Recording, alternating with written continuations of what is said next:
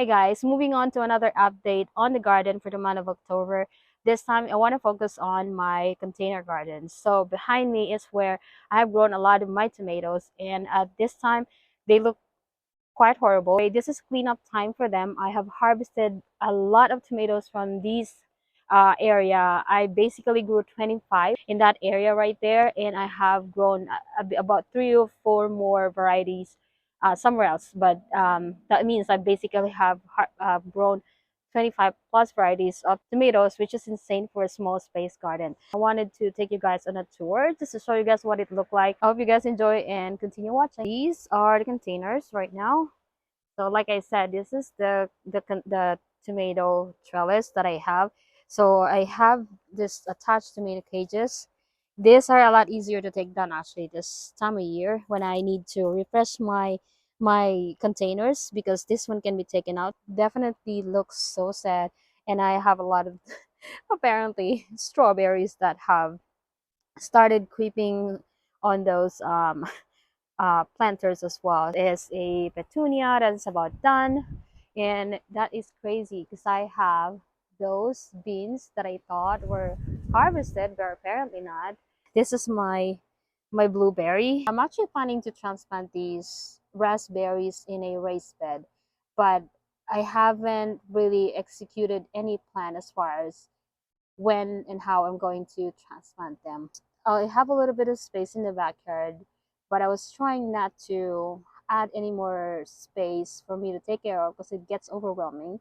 However, I wanted to have a really nice space for just my blueberries that I could protect them in a better way, because right now the way I have protected them is through these netting and through this cage, but this is not good enough. This is so small and it doesn't give them a lot of space to grow and just do well and produce better.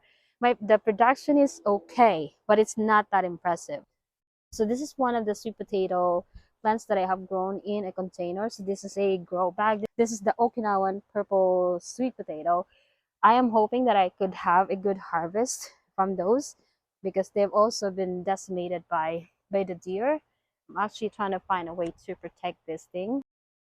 Yeah, so as you can see, it's already starting to yellow. I guess because it's it's getting close to the harvest stage, which is great because I've been waiting for it to get to that stage where it's yellowing so I can start harvesting. So this is another blueberry that I have bought from one of my local Whole Food store, and this is a volunteer red streak Mizuna, which is one of my favorites. I let one of my plants flower for the pollinators in the spring, and this is what I got in return.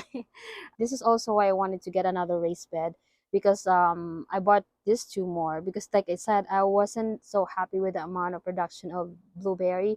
I wish that there's more. I wish there's more production, but although I'm thankful for what I've got this season, I think it could be better. So this is another bucket.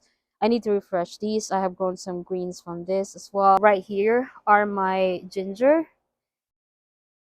Look at how lush they look.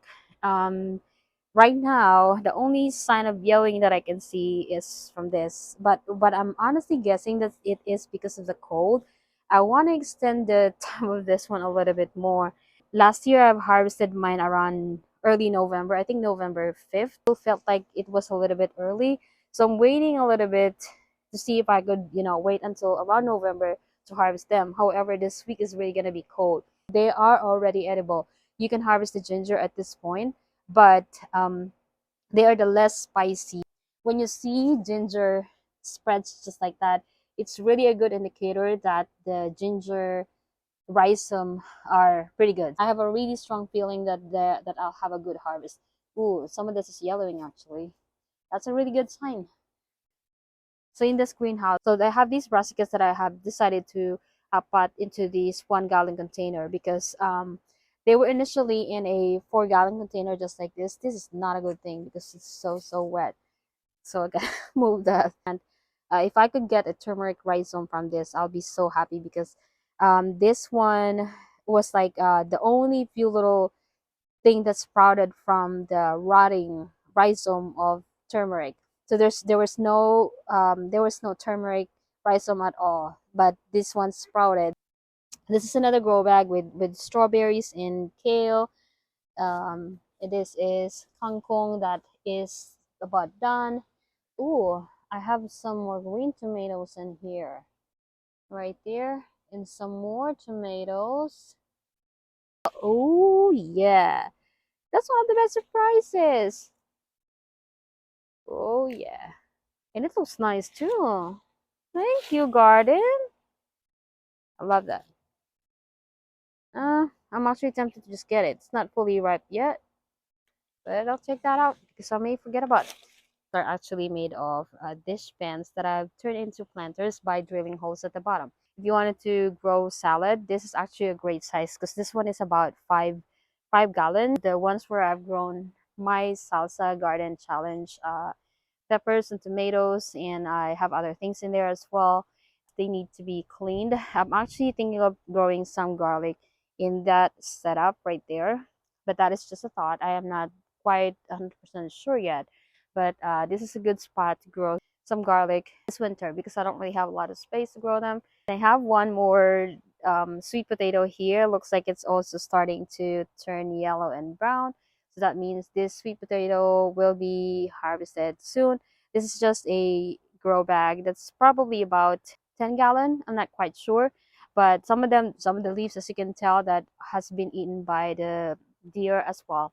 This is the other angle of the bucket garden that I have. As you can see, the sweet potatoes have started sprawling this way as well, which is not so bad because it gives the main plant more space to explore nutrients. And here is my other container with blueberries. This is the other angle of the container garden. Yeah, in my backyard. I appreciate you for staying all the way at the end of this video, and I hope you were able to enjoy it. And if you do, please consider giving it a thumbs up and subscribing to my channel if you haven't yet. And I'll see you in the next one. Bye bye.